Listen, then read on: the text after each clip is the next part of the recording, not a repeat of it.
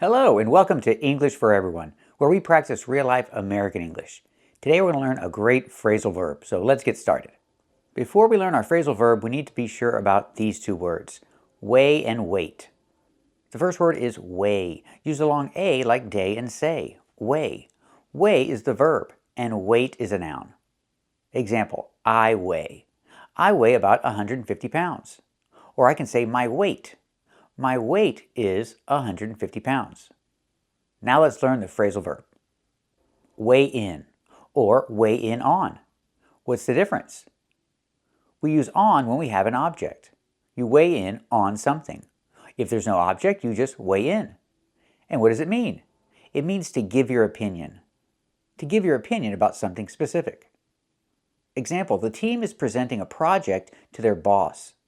And they're waiting for the boss to give his opinion on their project, on their presentation. They're waiting for their boss to weigh in. Weigh in means to give your opinion. If I have an object, I need on. They're waiting for their boss to weigh in on it.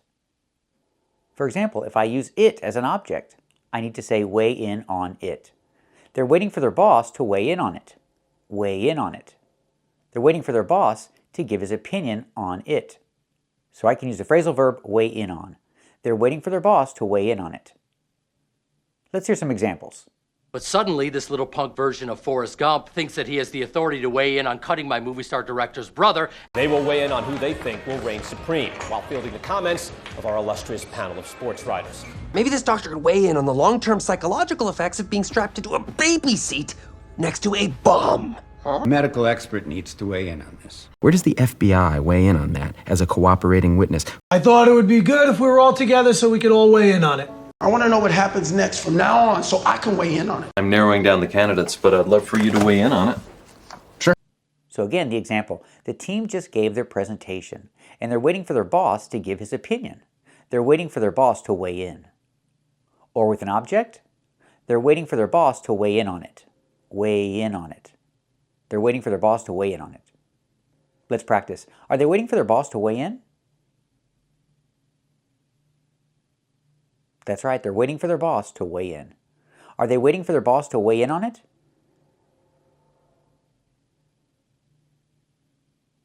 That's right, they're waiting for their boss to weigh in on it.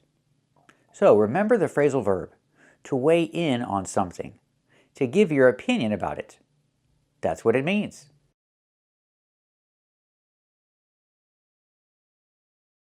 We're looking at the phrasal verbs put up and put in. They're both very similar. They're both similar to the verb install, but there are some differences. Let's take a closer look. We use the phrasal verb put in for install. Pronunciation. The T in put sounds like a fast D. Put in. In a continuous form, putting in. Example, he's putting in new floors. He's installing new floors, so I can use the phrasal verb putting in. He's putting in new floors. Or I can say he's putting in new flooring. Let's practice. Is he putting in new floors? That's right, he's putting in new floors. Is he putting in new flooring? That's right, he's putting in new flooring. What about this guy? What is he doing? He's installing a new stove. So I can use the phrasal verb put in. He's putting in a new stove. Let's practice. What is he doing? Is he putting in a new stove? That's right, he's putting in a new stove. He got a new countertop. What is this? This is a countertop. He got a new countertop. And they installed the countertop, so I can use the phrasal verb put in. They put in a new countertop. Put in the present, in the past, put. It's the same. Make the fast D sound, put in. They put in a new countertop. Remember, countertop is singular, so we need for one a. They put in a new countertop. The idea, they installed a new countertop. Let's practice. Did they put in a new countertop? That's right, they put in a new countertop. And these guys, they're installing new windows. So I can use the phrasal verb put in the continuous form, putting in. Right now, they're putting in new windows. Let's practice. What are they doing? Are they putting in new windows? That's right, they're putting in new windows. Now let's talk about put up. We can use put up similar to install or build. We use put up in two cases, in two situations. If the thing is standing up, we say put up. Or if the thing is on the wall, we say put up. Example, she's putting up a fence. She's building a fence, she's installing a fence, but it stands up. The fence stands up, so we say put up. Put up a fence. What is she doing? She's putting up a fence. Again, the T in put changes to a fast D. Put up. Put up a new fence. In the continuous form, putting up. She's putting up a new fence. She's installing or building a fence, you can say put up. She's putting up a new fence. Let's practice. What is she doing? Is she putting up a new fence? That's right, she's putting up a new fence. They're building something. What are they building?